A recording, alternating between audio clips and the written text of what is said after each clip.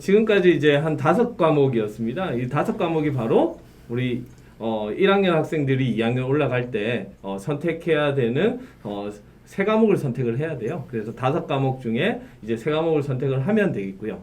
그러면 이제 또 나아가서 이제 우리 학생들 2학년 학생들이 이제 3학년에 올라갔을 때 사탐 과목 2개를 선택을 하게 됩니다.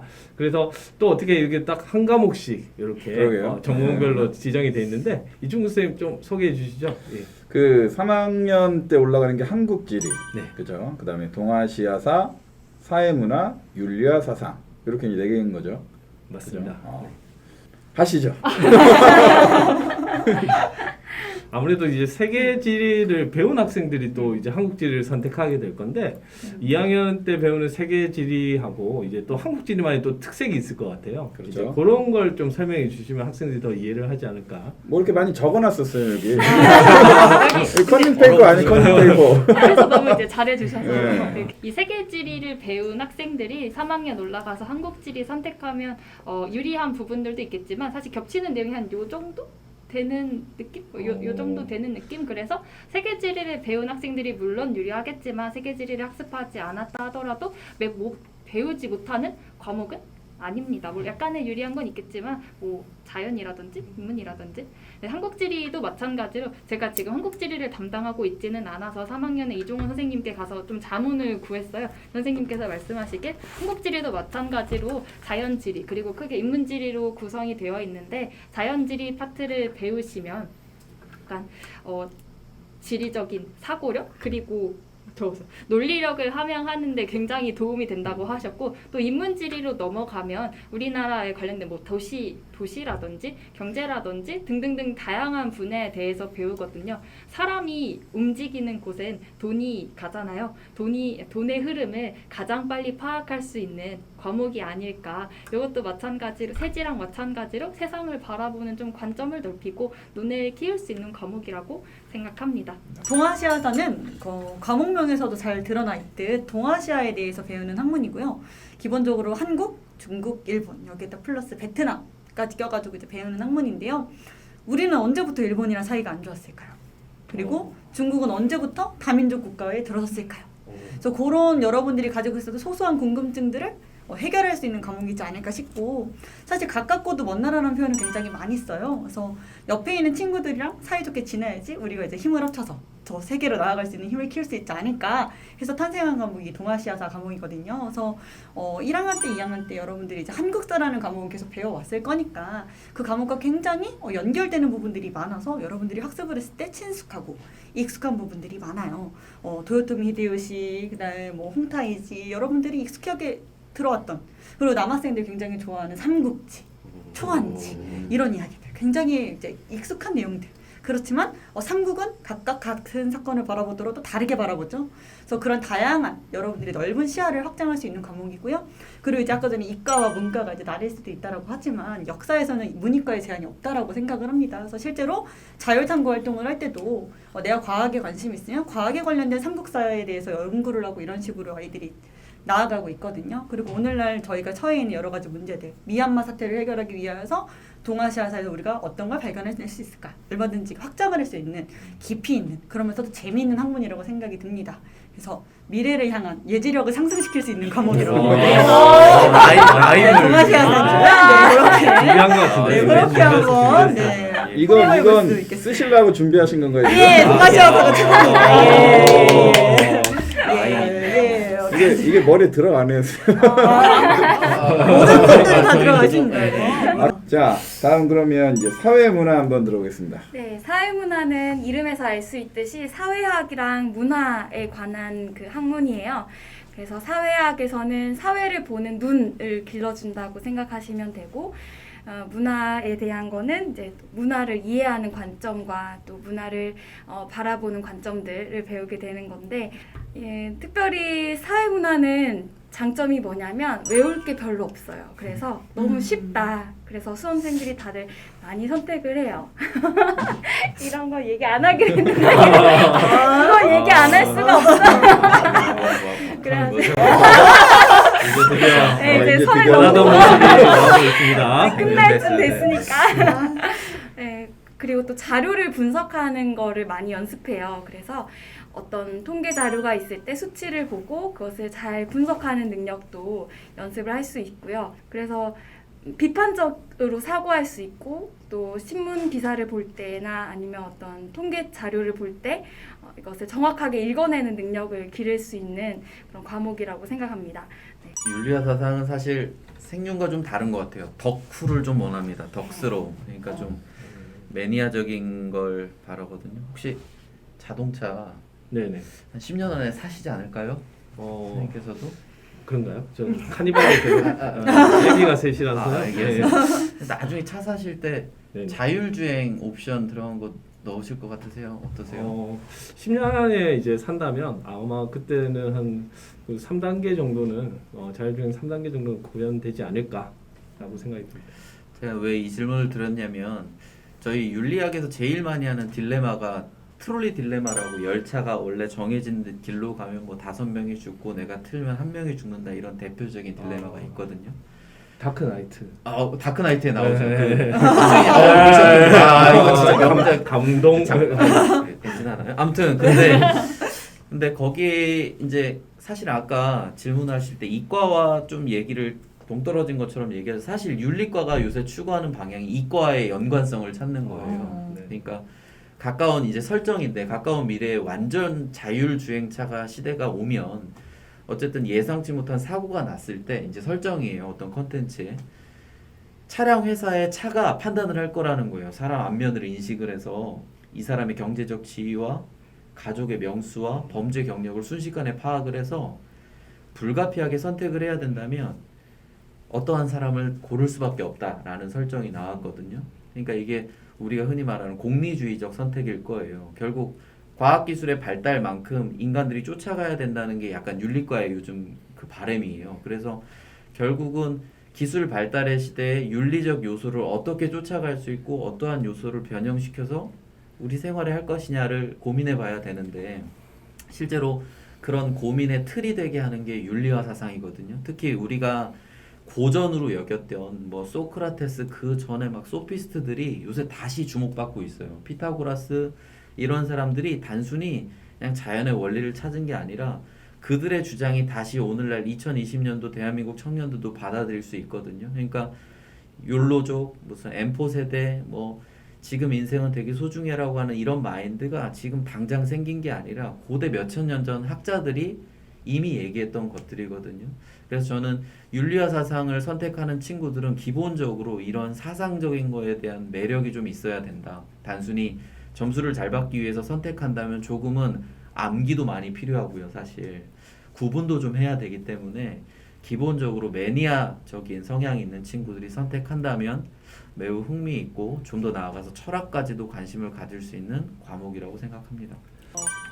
지리는요, 사실 이 부분에서 조금 속상한 부분이 있어요. 뭐 학교에서 주신 그런 것들도 그렇고 학과에 따라서 어떤 과목을 선택하면 유리할지에서 항상 지리 과목이 빠져 있는 경우가 많이 있어요. 그래서 막 지리 학과에만 지리, 뭐 한국지리, 세계지리 이렇게 써 있는 경우들이 있고, 근데 그런 것들을 보면서 항상 저는 되게 아쉬움을 많이 느꼈거든요. 지리 과목이야말로 인간이랑 관련된 다양한 분야의 내용들을 배우는데, 그래서 어떤 과목을 선택하든 어떤 진로를 가졌든 유용하게 쓸 수 있는, 그리고 다양한 얘기를 배울 수 있는 게 지리 과목이라고 생각을 합니다. 그래서 여러분들이 그 책자 같은 내용이 보면 지리가 없겠지만 그 부분은 조금 슬프지만 선택을 해주시면 후회하지 않고 다양한 내용들 배울 수 있을 거다라고 말씀드릴 수 있습니다. 네. 예, 예.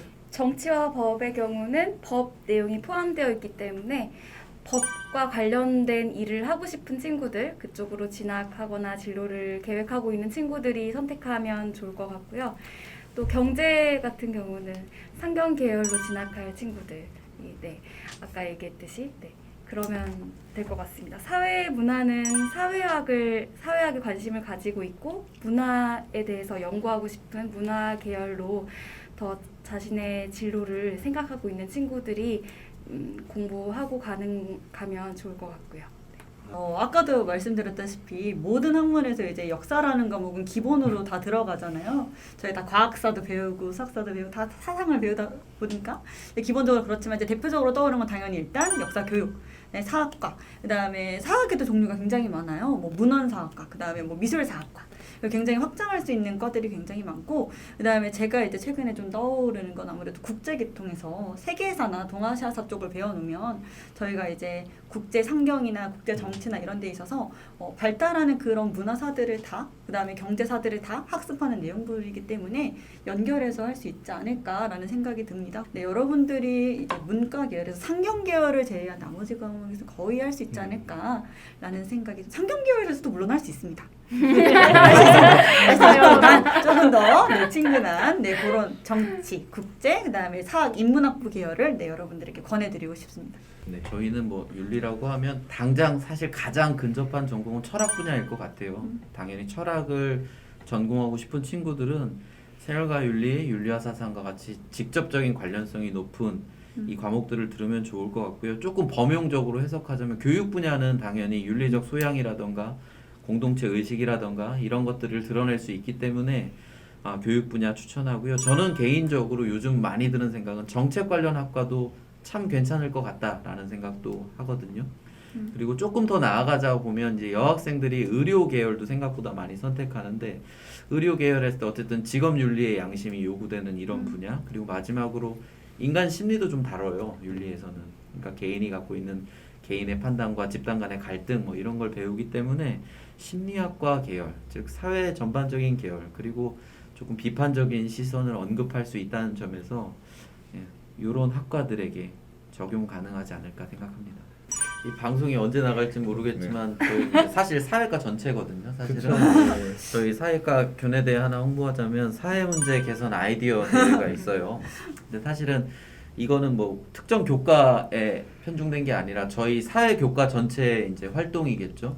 그러니까 결국은 우리가 수업 시간에 배운 각각의 내용들을 이제 현실에 비춰서 보는 거거든요. 그랬을 때 그 문제점을 어떻게 극복할 수 있는지에 대한 건데, 사실은 그 아이디어는 사실 뭐 역사 계열, 사회 계열, 지리 계열로 다 설정할 수 있다고 생각하고요.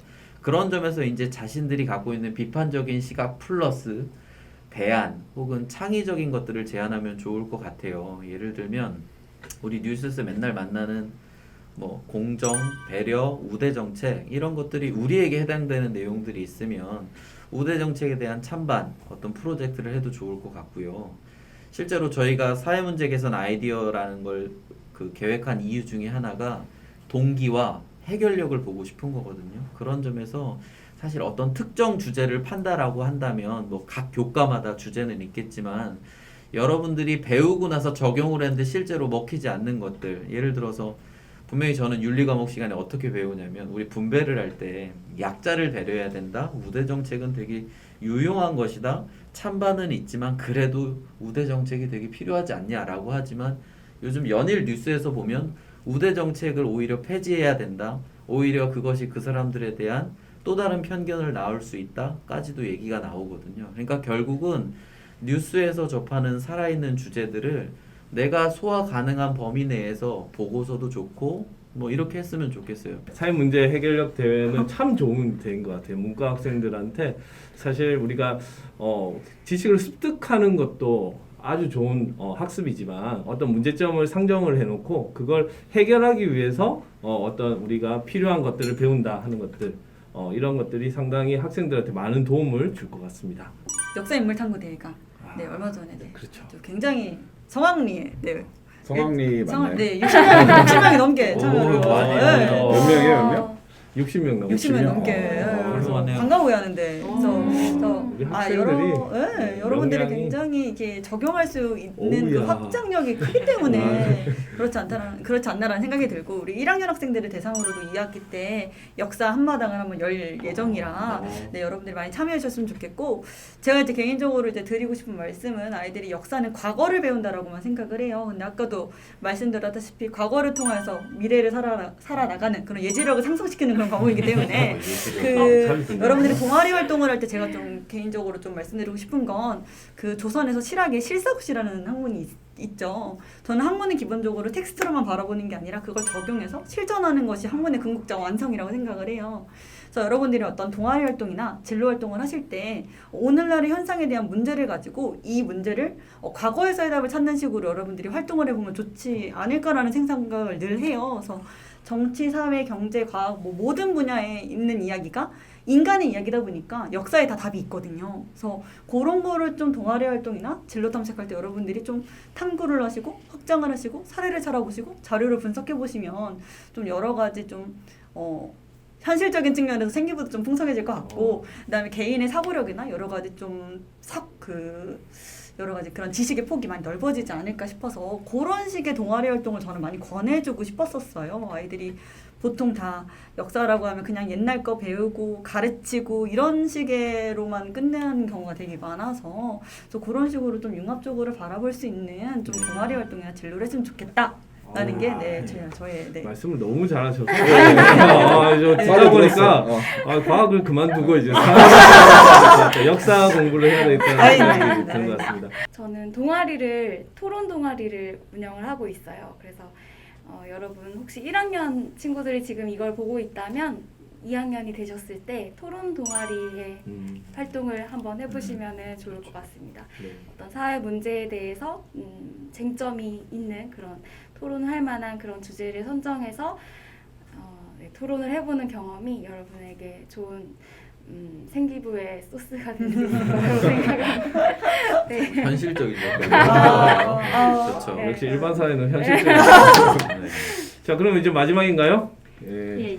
지리 한번 들어볼까요? 일단 지리도 홍보 한 가지 드리자면 여기 사회문제 개선 아이디어에서도 지리 관련 활동들을 하고 다양한 활동들을 할 수 있지만 지리 올림피아드가 또 따로 개최되고 있습니다. 이건 지리 선택한 학생들이면 사실 조금 더 유리하긴 하겠지만 지리 선택하지 않은 학생들이더라도 자료를 드리고 자료를 분석할 수 있는 능력을 갖추신 분들이라면 하실 수 있으니까 많이 신청해 주시고 선택 과목이 아니라도 참여를 할 수 있다. 예, 도전해 볼 수 있다. 신청이 굉장히 갑자기 열려있다. 간단하기 때문에 QR코드만 찍으면 신청이 됩니다. 간단합니다.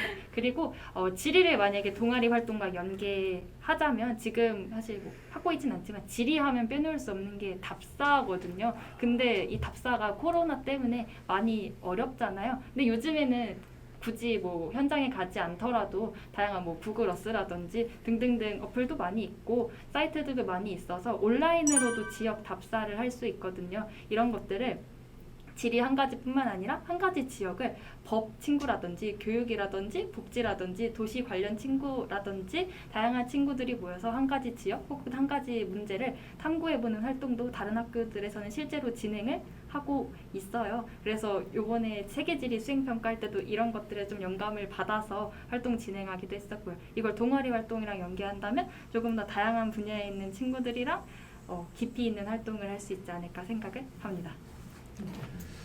그래서 이제 전공별로 소스까지 팁까지 잘 들었습니다. 우리 마지막에 뭐 하기로 했죠, 중국생? 마지막에 뭐 하기로 했죠? 뭐 있었나요? 자, 한 문장으로 그렇죠. 자기 전공을 선생님들이 이걸 엄청 짧게. 오래 준비를 하신 것 같은데 짧게 부탁드립니다. 반드시 짧게. 네. 지리는 세상이다. 오. 이걸 위해 계속 안고 있었습니다. 지리는 세상이다. 역사나 예지력 상승을 너무 많이 울고 먹었습니다. 세 번째 예지 안 쓰겠죠? 다른 걸 하겠습니다. 이름을 일부러 예지로 바꿨다는 썰이 있어요. 그래요? 아니다. 장난 아니다. 역사는 너와 나의 연결고리다. 점점 네. 멋있는 거 해야 되는 거죠. 편집이다. 네. 편집이다. 네. 그다음에 우리 율리 들어볼까요? 저희는 내세울 게 딱 하나 있죠. 코기토 에르고숨. 에르고솜 무슨 뜻인지 안 물어보세요? 무슨 뜻인가요? 나는 생각한다. 고로 고로 존재한다. 존재한다. 윤리함을 상징하는 말 같습니다. 세계사 배움할 수 있어요. 존재한답니다. 네네네. 정법이랑 경제가 많이 어려워요. 그래서 많은 분들이 선택을 안 하는데 선택을 하신다면 선택을 하셨기 때문에 굉장히 빛나는 당신입니다. 이렇게 어려운 길을 간다. 어려운 길을 가는 거의 한 40분 정도 녹화를 한 것 같은데 너무 장시간이에요. 지금 많이 당이 떨어져서요. 그 우리 이광수 전문가 선생님께서는 그 유튜브 10분 이상 하는 걸 별로 안 좋아하거든요. 유튜브는 애들이 안 본다고 10분 이내로 끝나 막 화를 내세요. 근데 지금 한 40분 했다는 얘기는 엄청난 그 인내력을 갖고 참여하신 걸로 감사합니다. 그만큼 유익했다. 유익했다. 네, 이렇게 우리가 얘기를 할 수 있을 것 같습니다. 이 사회 선생님들이 이렇게 한 자리에 모이기가 힘든데 이 자리에 모여서 이렇게 어려운 얘기지만 서로 간에 과목에 대한 얘기를 해준 건 다 여러분들을 위한 우리 선생님들의 노력이다 하는 걸 끝으로 말씀드리면서 우리 인사할까요? 여러분 안녕. 안녕.